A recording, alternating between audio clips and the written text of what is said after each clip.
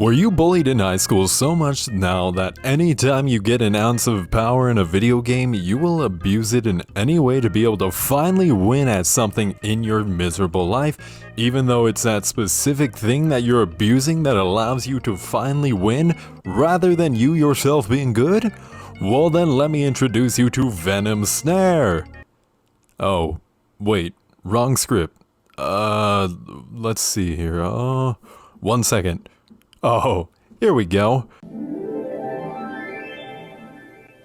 Wait a minute, actually, it's just the same script, but replace Venom Snare with Phantom Icicle. Huh. Well then I guess let's get right into the build. So, getting into this build, it's a pure ice build, so max out your water virtue to 99 so we can get that max damage output rather than slapping folks with a wet banana peel. And pour the rest of your stats into 52 metal, since metal actually gives us a 65.5% spirit consumption rate for our wizardry spells, so that means it's going to cost less for us to cast any of these spells, so we're not going to constantly be out of any of our spirit.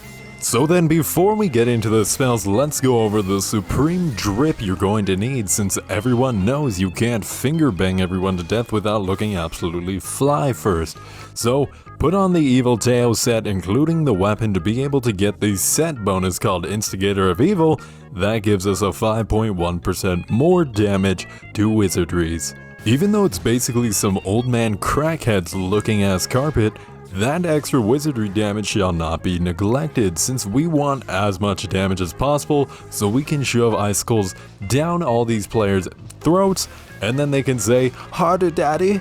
And at that point, you're welcome to question all your life choices.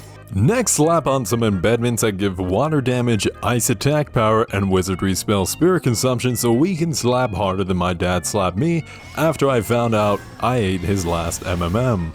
It was so worth it. I fucking love M&Ms. So then, going into some extremely good ice spells I use for this build, starting off with Frostlands. You basically throw out a pointy icicle dildo and chuck it at people for tons of damage.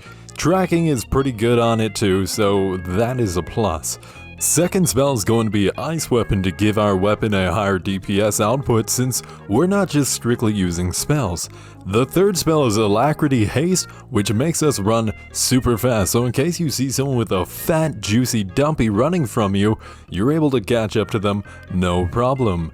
And honestly, I wouldn't blame them for running just because of this final spell. The most annoying spell in the game being Phantom Icicle.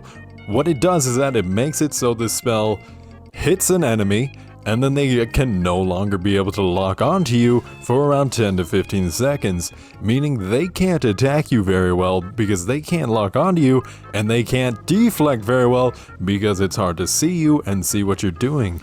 So do you see where I'm going with this? You hit someone with Phantom Ice, then you apply haste so you can just run around them super fast where they can't keep up with you, and you can just keep using Phantom Ice whenever they can't see you, and then it's going to just be basically permanent uptime on this spell, so then they can never lock onto you your entire fight with them. So then after they are no longer able to lock onto you, you are able to just run around them, slowly killing them and picking them off with Phantom Ice or Frostlands, whichever you prefer, and then just absolutely harass them.